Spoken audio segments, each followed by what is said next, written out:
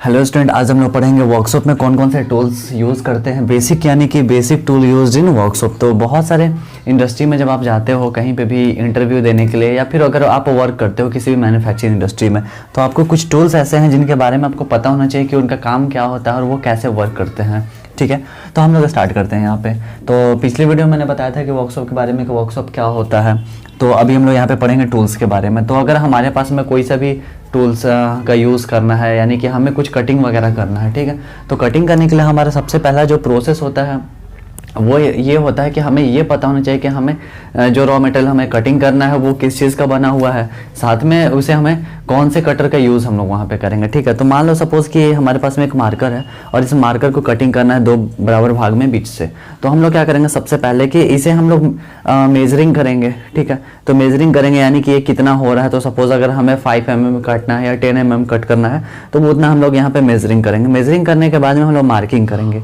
ठीक है, तो मेजरिंग करने के लिए हम लोग जो टूल्स का यूज़ करते हैं वो यूज़ करते हैं टेप का, स्केल का, ट्राई स्क्वायर का, इनसाइड कैलिपर, आउटसाइड कैलिपर। ठीक है, तो बेसिकली हम लोग इसका यूज़ करते हैं। और भी बहुत सारे टूल्स हैं, बट हम लोग जनरली अगर यूज़ करें देखें तो हम लोग टेप का या फिर स्केल का यूज़ करते हैं या फिर ट्राई स्क्वायर का यूज़ करते हैं। तो ट्राई स्क्वायर ऐसे करके बना हुआ रहता है। ठीक है, तो यहाँ पे हम लोग किसी भी वर्क पीस को यहाँ पे लगा करके और हम लोग ये देख सकते हैं कि उसका कितना एंगल बन पा रहा है, उस अकॉर्डिंग हम लोग यहाँ पे चेक कर लेंगे। तो ये चीज़ें हो गई ट्राई स्क्वायर। और स्केल और टेप तो जानते ही हो। इनसाइड कैलिपर, इनसाइड कैलिपर में क्या होता है कि अगर हमारे पास में कोई सा भी ट्यूब है और या पाइप है, तो पाइप के अंदर का जो डायमीटर हमें अगर मेजरमेंट करना है तो उसे हम लोग इनसाइड कैलिपर से यूज़ करते हैं। ठीक है, जैसे सपोज़ कि मेरे पास में अगर ये ट्यूब है तो इसका हमें इनसाइड का डायमीटर चेक करना है, मेजरमेंट करना है, तो यहाँ पे इनसाइड कैलिपर का यूज़ करेंगे तो वो ऐसे करके रहता है और ऐसे हम लोग वहाँ पे ले जा करके चेक कर लेंगे। ठीक है, तो ऐसे में हमें यहाँ पे पता चल जाएगा कि कितना हमारा डायमीटर, फिर इसको बाहर निकाल करके स्केल पे चेक कर लेंगे कितना mm हो रहा है। ठीक है, ऐसा ही आउटसाइड कैलिपर के लिए भी आउटसाइड कैलिपर होता है। तो वो भी हम लोग पाइप का अगर डायमीटर चेक करना है बाहर साइड का तो वो हम लोग आउटसाइड कैलिपर से चेक कर लेते हैं। इसके बाद अगर हम लोग देखें यहाँ पे आउटसाइड कैलिपर के बाद में तो मार्किंग टूल्स होता है। यानी कि मार्किंग टूल्स में हमने तो ये जान लिया है अभी कि मेजरिंग कैसे करना है। मेजरिंग करने के बाद में हमें मार्किंग करना होगा। तो मार्किंग करने के लिए हम लोग यहाँ पे पेंसिल का या फिर पेन का या फिर मार्कर का हम लोग यहाँ पे यूज़ करते हैं। ये हो गया। इसके बाद में फिर होल्डिंग डिवाइस होता है। तो होल्डिंग डिवाइस यानी कि देखो सबसे बड़ी चीज़ है कि अगर हमारे पास में किसी भी वर्क पीस को कटिंग करना है तो वर्क पीस को कटिंग करने के लिए इसे प्रॉपर इसका होल्डिंग होना बहुत ज़्यादा ज़रूरी होता है। अब अगर मान लो कि जैसे यहाँ बीच में से कटिंग करना है, मैंने ऐसे पकड़ लिया, अब क्या होगा कि हम लोग यहाँ पे ले करके और 100 से या फिर हेक्सा से हम लोग इसको कटिंग करना शुरू कर दिए, तो ये क्या होगा कि ऐसे ऐसे हिलते रहेगा। ठीक है, क्योंकि बराबर कभी भी नहीं हो पाएगा और जब हमारा जो कटिंग होकर के निकलेगा वो कभी भी एक्यूरेट नहीं होगा।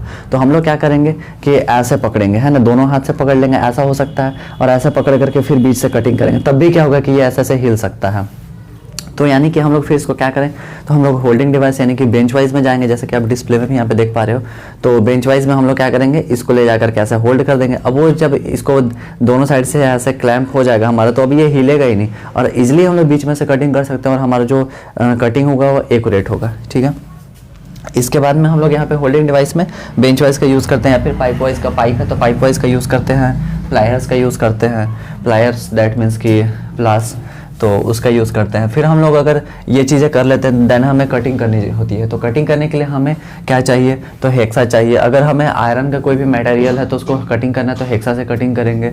अगर हमारे पास में वुड का मटेरियल है तो हम लोग उसे 100 से कटिंग करेंगे। और चीजल का यूज़ हम लोग करते हैं, वो भी हम लोग वुड के लिए ही करते हैं। जैसे सपोज़ कि मैंने यहाँ पर एक डायग्राम बनाया हुआ है। तो यहाँ पर क्या है कि एक हमारे पास में वर्क पीस था, इसको बीच में से यहाँ पर हमें 10 mm कटिंग करना था और 5 अंदर की ओर में। ठीक है, तो हमने यहाँ पे कटिंग किया। तो साइड से हम लोग क्या करेंगे कि 100 से कटिंग करेंगे, इधर से और इधर से 100 से कटिंग कर लेंगे। लेकिन बीच का जो पार्ट है वो कैसे निकलेगा, तो बीच का जो पार्ट है वो हम लोग चीजल से निकालेंगे। तो चीजल रख करके हैमरिंग करेंगे तो बीच का पार्ट निकल आएगा।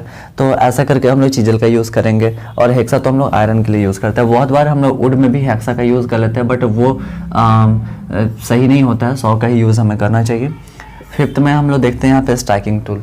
तो स्ट्राइकिंग टूल यानी कि स्ट्राइक करने के लिए हमें क्या चाहिए, तो हैमर चाहिए या फिर मैलेट्स चाहिए। तो मैलेट्स यानी कि वुड का जो हथौड़ा बना होता है उसे हम लोग मैलेट्स बोलते हैं। और हैमर तो ऐसा जनरली आप जो आयरन वगैरह का होता है या स्टील का भी होता है तो वो। अब यहाँ पे देखेंगे कि कौन कौन सा टाइप्स का होता है। तो बॉल पिन हैमर होता है, क्रॉस पिन हैमर होता है, फ्लैट हैमर और क्लॉ हैमर होता है। तो जनरली हम लोग जो यूज़ करते हैं हमेशा वो बॉल पिन हैमर का ही यूज़ करते हैं। क्रॉस पिन हैमर में आगे में न्यूक्लियर साइड का बना हुआ रहता है और पीछे में ऐसा करके बना हुआ रहता है, तो वहाँ से हम लोग हैमरिंग कर लेते हैं। फ्लैट में वो पूरा चपटा हुआ रहता है। क्लॉ हैमर में क्या रहता है कि आगे ऐसे करके बना हुआ रहता है, जिससे हम लोग कांटी वगैरह या कील जो भी है उसको निकालना है। जैसे सपोज अगर हमारे पास में ये कील है तो हमें इसे निकालना है, तो यहाँ पे फंसा के निकाल दिए, ठीक है, तो वो हमारा क्लॉ हैमर हो गया। इसके बाद में हम लोग यहाँ पे देखते हैं कि फिनिशिंग के लिए जब हमने कटिंग कर लिया है, सब कुछ कर लिया है, तो फिर तो हमें इसे फिनिशिंग करना होगा ना, एक अच्छा रूप देना होगा अपने प्रोडक्ट को या फिर अपने वर्क पीस को।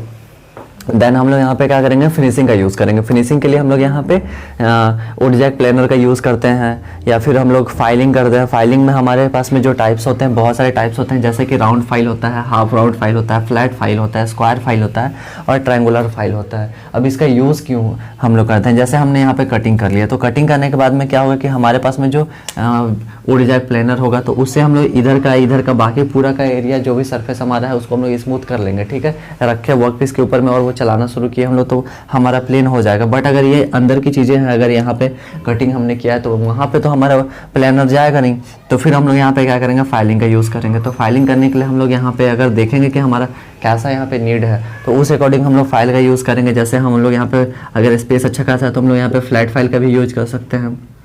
साइड में अगर हमें करना है तो वहाँ पे हम लोग यहाँ पे ट्रायंगुलर फाइल का भी यूज़ कर सकते हैं या फिर हम लोग यहाँ पे राउंड फाइल का यूज़ कर सकते हैं। तो अकॉर्डिंग टू नीड हम लोग देखेंगे कि कौन सा हमें फाइल की ज़रूरत पड़ती है और वो हम लोग वहाँ पे यूज़ करेंगे। तो ये कुछ ऐसा टूल्स है जिसको हर जगह इंटरव्यू में भी पूछा जाता है और आपको पता होना चाहिए। हाँ, मेजरिंग वगैरह करने के लिए हमें वर्नियर कैलिपर की भी जरूरत पड़ती है, उसका लिस्ट काउंट भी हमें पूछा जाता है। तो जब वो चीज़ें अभी फ़िलहाल मैंने इसमें नहीं बताया हूँ, ठीक है, तो वो आगे मेजरमेंट करके बताऊँगा आप लोगों को कैसे उसे मेजरमेंट करना होता है ना, क्योंकि उससे बहुत ज़्यादा क्वेश्चन भी आते हैं इंटरव्यू में।